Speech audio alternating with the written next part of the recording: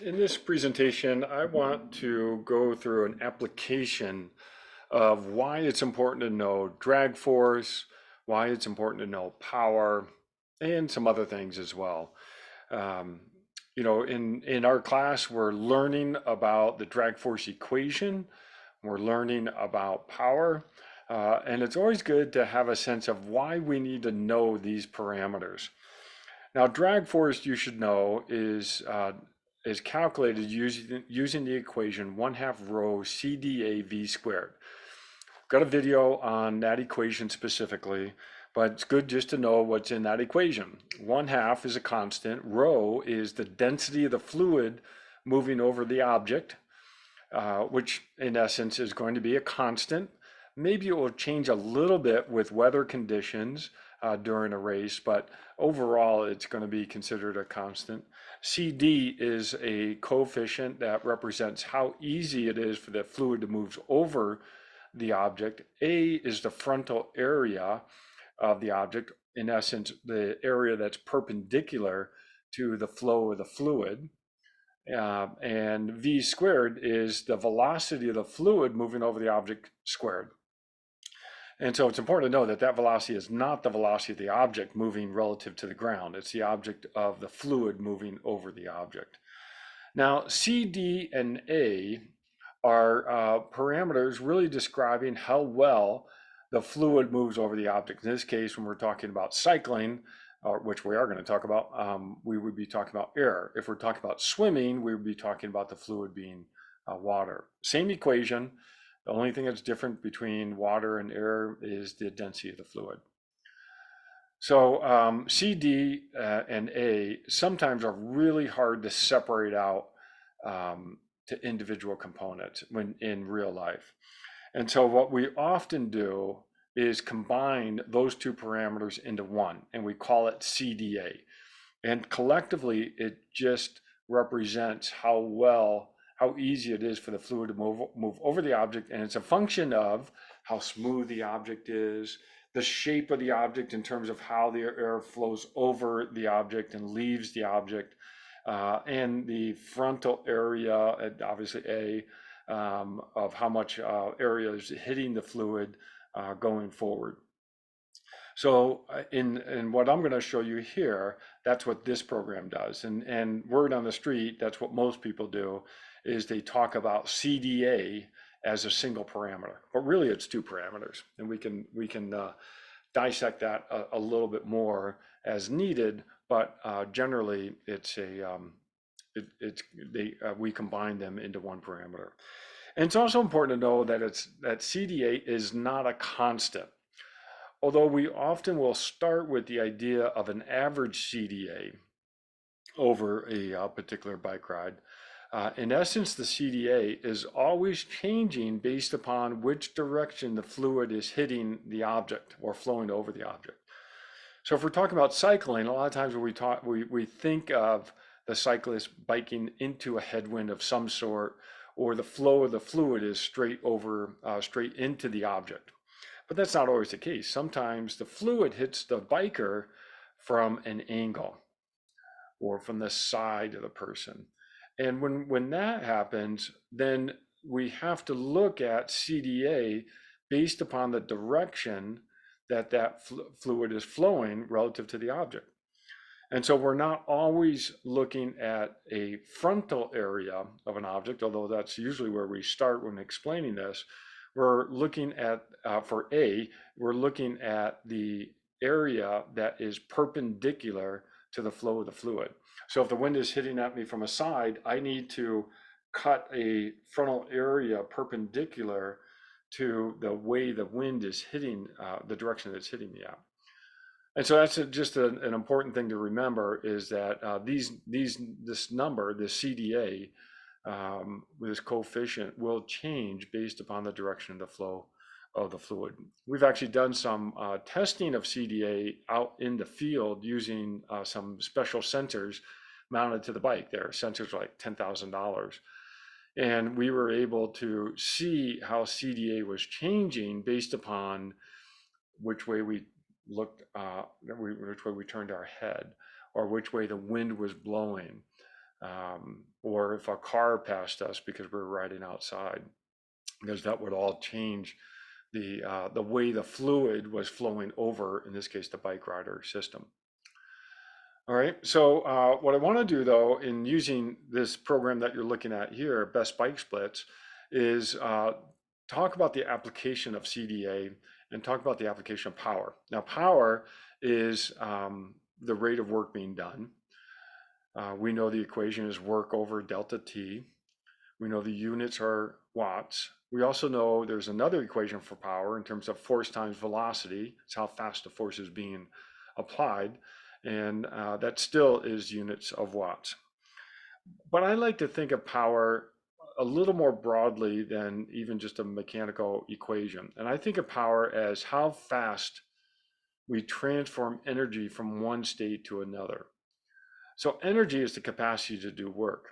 And energy comes in all different types of form: solar energy, electrical energy, hydro energy, mechanical energy, chemical energy, and so forth. Well, power represents how fast we're able to transform energy from one state to another. So for example, our speakers are rated with some power. I don't know what these speakers are. They're not very powerful. I'm looking, yeah, it doesn't even have it on here. But they may be 60-watt speakers. That 60 watts is telling us how fast electrical energy is being transformed into sound energy. If I have a 100-watt speaker, that's going to be louder. It's going to have the capability to be louder. Same thing with light bulbs. Light bulbs are rated at 30 watts, 60 watts, 100 watts, what have you. That is telling us how fast electrical energy is being transformed to light energy. A 100-watt light bulb is brighter than a 30-watt light bulb. In the human body, we use power to represent how fast, in essence, we're transforming chemical energy, our glucose, fats, our carbohydrates, proteins, maybe a little bit, how fast we're transforming chemical energy to mechanical energy. So our 1/2 mv squared, or maybe transform it into spring energy or some spring potential energy, something like that. But in essence, we're taking chemical energy and we're transforming it to mechanical energy. We do that through our aerobic system. And so we talk about aerobic power, how fast we're able to transform chemical energy to mechanical energy, really ATP, using the aerobic system, using oxygen. And then we also have anaerobic power, how fast we're able to transform chemical energy to mechanical energy, creating force, using or without the use of oxygen. So anaerobic and aerobic power are terms that you probably have all used, but now you can think of it as a way to describe how fast we're able to transform energy from the chemical state to mechanical state.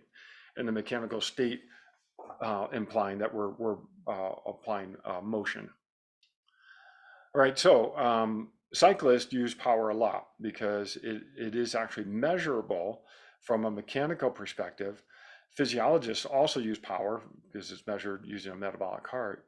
And we have to combine those two worlds. And in essence, they're pretty close. One does tell the other. There are some unique characteristics to what a cycling power meter measures versus what a VO2 metabolic heart would give us.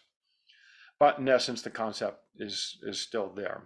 More power means I've got to try harder. My intensity of exercise is going to be harder.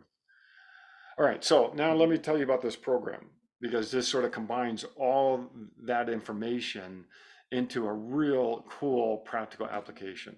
So this is called Best Bike Splits. I have nothing to do with them. I actually have a membership with them.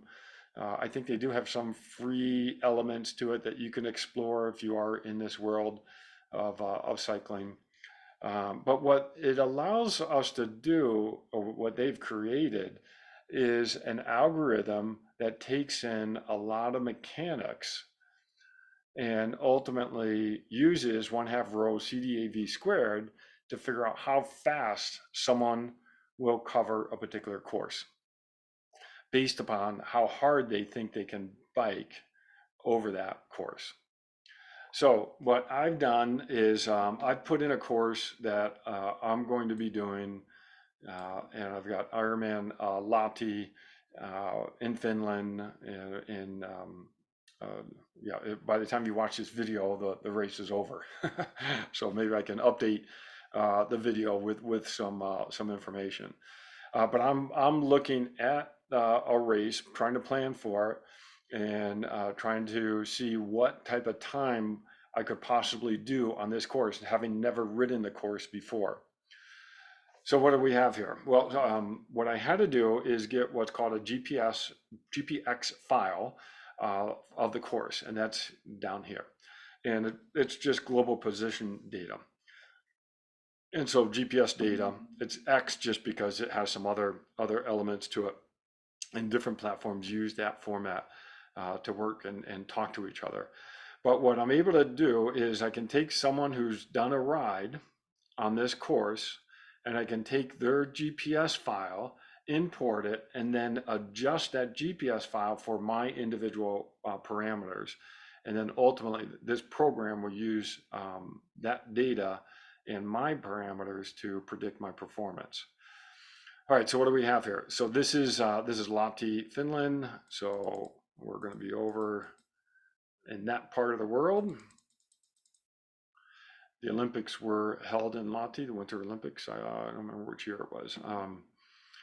And the course goes out around this loop, back around, and then back in, and finishes in Lahti. Oops. All right, and then what I told this program is I had to tell the program how much I weighed.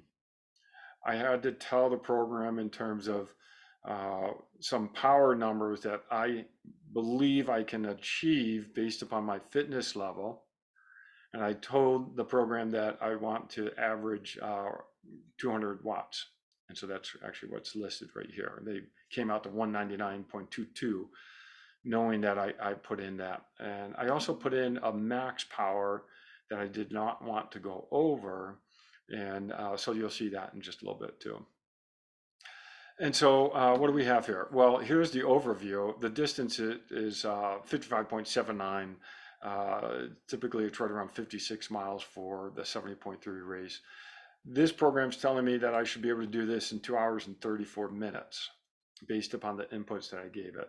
The average speed, 21 miles per hour, average power, 193, normalized power, 199.22. These are related to each other. Normalized power is just it takes your power and takes it to the fourth power. And there's some different reasons for doing that. But what that does is it emphasizes the times that the person's actually exercising harder, and it de-emphasizes where you're doing zero power, where maybe you're coasting going downhill. Because if you square, for example, 0, you still get 0. But if you square 2, you're going to get 4. If you square 4, you're going to get 16. So that grows exponentially. So sometimes we look at the physiological cost related to power is often related to this fourth power of power, fourth exponential power of power. Anyways, they'll be pretty close. And if they are different, that typically tells me that it's a hilly course. If it's a perfectly flat course, the average power and normalized power would be the same. And so this variability index talks about how, or really represents how different the average power and the normalized power are. And 1.03 means that they're really close to each other. So this is not a really hilly course. It has some hills in it, but it's not a very hilly course like what we have here in Vegas. Intensity factor, that just is a number based on what I believe I can do relative to some other cycling metrics that I have. Training stress score is just a way to describe the load on the person for any exercise.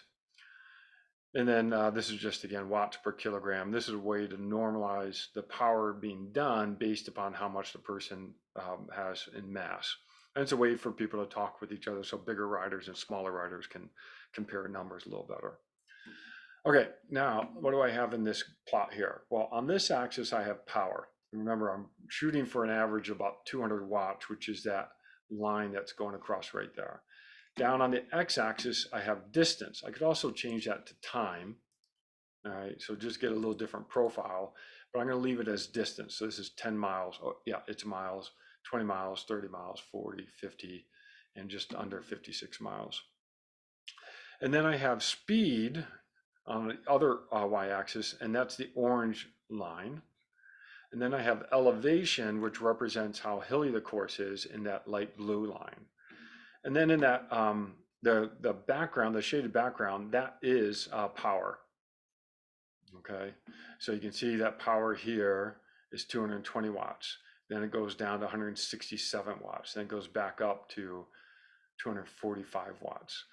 And that power is going to change based upon some of the elevation issues that are happening hill. Obviously, there's a little bit of a hill right here based upon that, and there's going to be a little bump in power. And then going downhill, right in this section right here, power goes down to roughly zero as I go through that region right there. So there's going to be a period of coasting. All right, so now I can also see where I am on the map down here. I can track that bicyclist going around the course, and I can start to identify where there's going to be periods where I'm going to need to have some bursts of power, and then where there's some periods where I'll have less power, or I won't need to generate as much power on the pedals.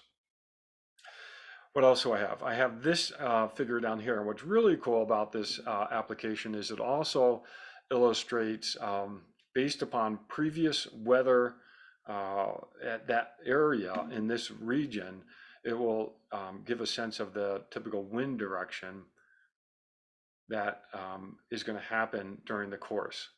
So it looks like in the beginning, it's mostly a tailwind. Then it looks like a wind hitting from the side. Remember, now my frontal area is different. It's not really the front part of the bike. It's now really the side profile of the bike, because the fluid's going to be moving over the bike rider system from the side. And now that's a headwind. I'm looking at this arrow, this down here, if you can't see it. And this just gives a good sense of the direction of the wind historically, based upon the course. Now, I can update this a couple days before the ride, and that will download the most recent weather prediction for the race day and the race time. All right, so that's sort of neat information to see here. All right, so that's sort of cool. That is giving me some predictive information, and it's giving me some knowledge about the course. That's one thing. I can also do what's called a time analysis. And so here I have my time, 2:34:02, 2 hours, 34 minutes, and 2 seconds.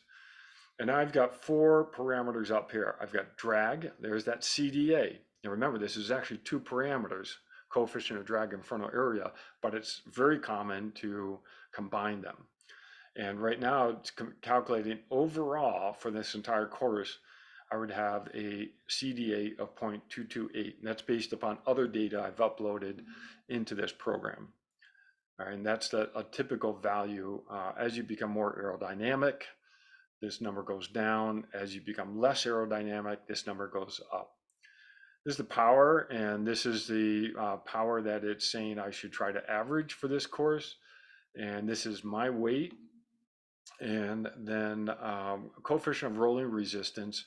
I do cover this in another course. I don't cover this in 346. I'll cover this in 456 and 656. This represents how much resistance a wheel has to rolling. So as a wheel, let's just pretend the wheel I could push it and it would roll without falling sideways and falling down. If it could do that, eventually that wheel would come to a stop. The force causing that stopping is actually called coefficient of rolling resistance. It's not actually friction force. Friction force is actually pushing on the wheel, and it actually allows the wheel to turn. If there's no friction, the wheel actually won't turn, it will slide.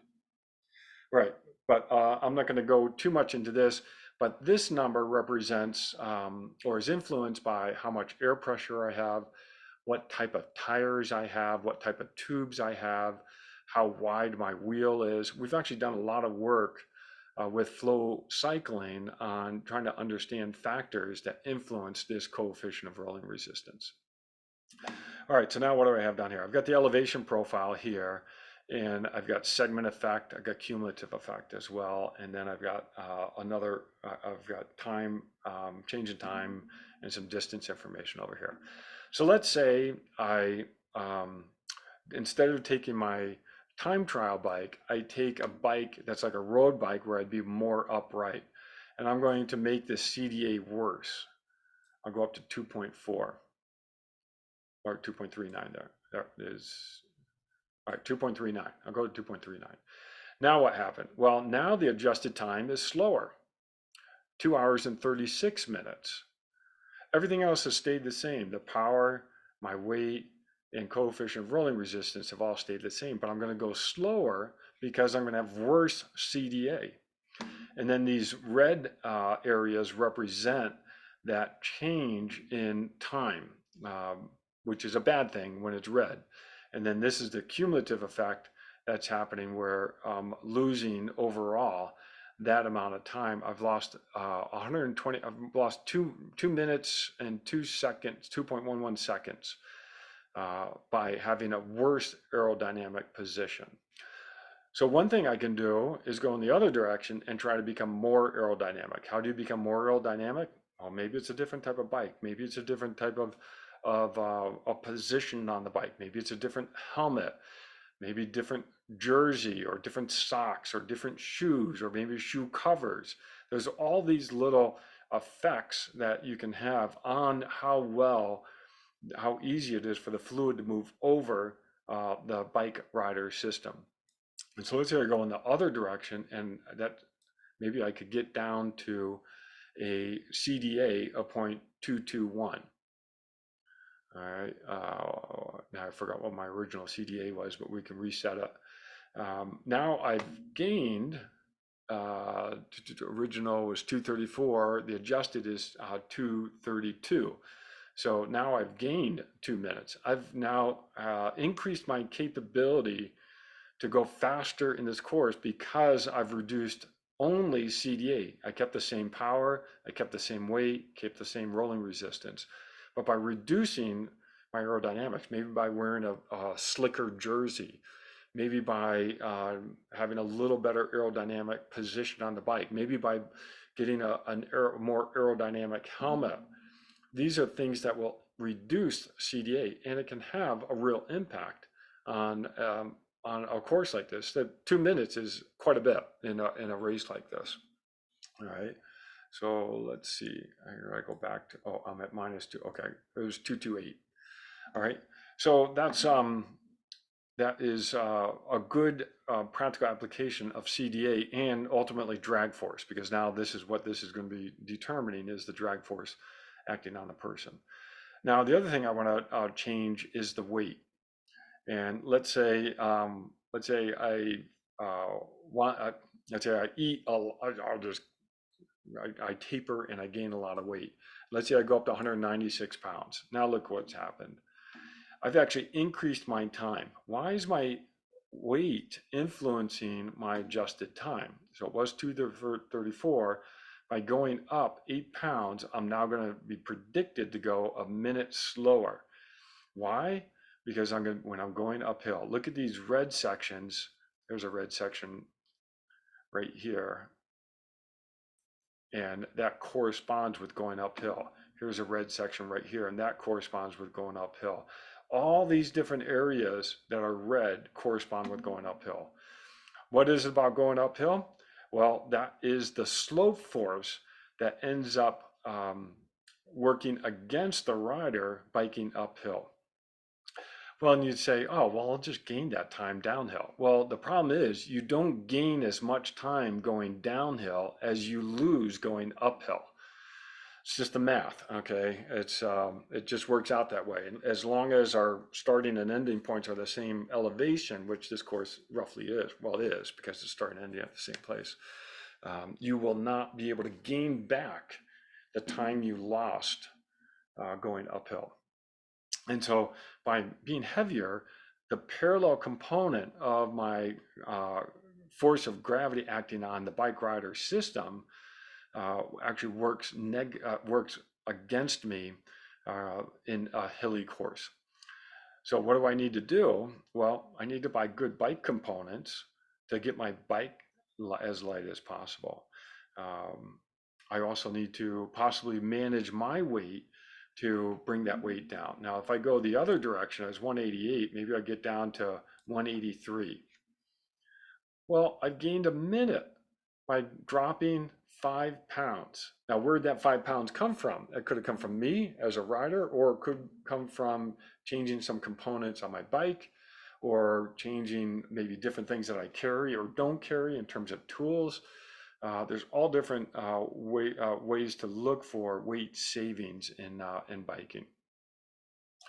But this is really a neat thing to start looking at. Oh, and look, on the weight, that's going to correspond with a savings, a green area in going uphill.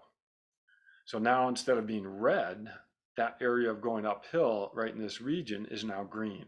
Same here, in this region here going uphill. Now that's green instead of red.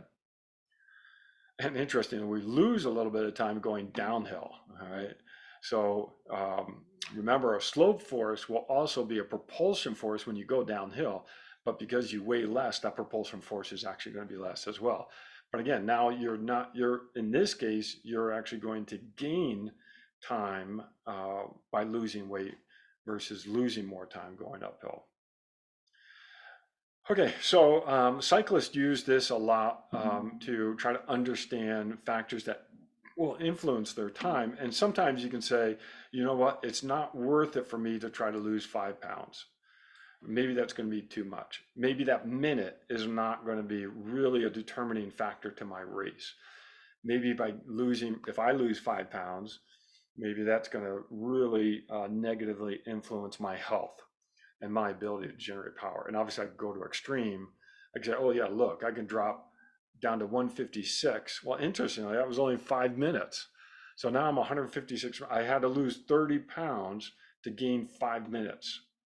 That doesn't really make sense in terms of what a person should be doing. So this is a good way to talk with athletes about what their weight goals are and what impact it can actually have or not have on a race. And that's the same thing in terms of power.